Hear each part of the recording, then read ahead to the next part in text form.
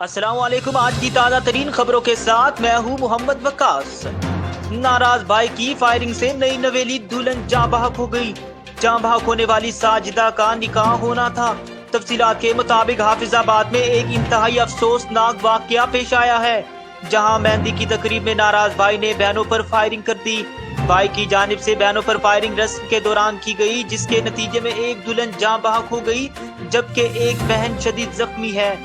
زخمی ہونے والی خواتین کو تشویشناک حالت میں اسپتال منتقل کر دیا گیا ہے۔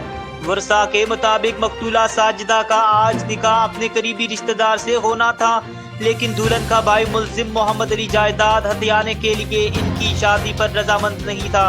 پولیس کا کہنا ہے کہ ملزم موقع سے فرار ہونے میں کامیاب ہو گیا ہے، تاہم اس کی گرفتاری کے لیے ٹیمیں تشکیل دے دی گئی ہیں۔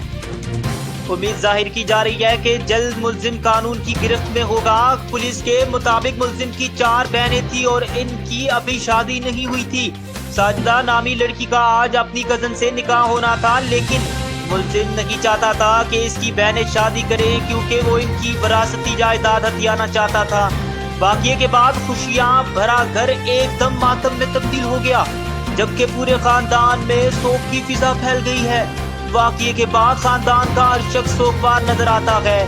دوسری جانب ناراض بیوی کو زبردستی ساتھ لے جانے پر روکنے کے دوران بیوی کے چچا کو قتل کرنے والا ملزم گرفتار کر لیا گیا ہے۔ تھانہ واہ کینٹ پولیس کو مقتول کے بھائی نے درخواست دی کہ رحمت رحمان کی بیوی اس سے ناراض ہو کر اپنے والدین کے گھر رہ رہی تھی، جس کو وہ زبردستی اپنے ساتھ لے کر جانے کی کوشش کر رہا تھا، جس کو اس کے بھائی اور لڑکی کے چچا محمد علی نے روکنے کی کوشش کی تو رحمت رحمان نے روکنے کے بجائے اپنے روکنے پر پستول سے فائرنگ کر کے محمد علی کو قتل کر دیا۔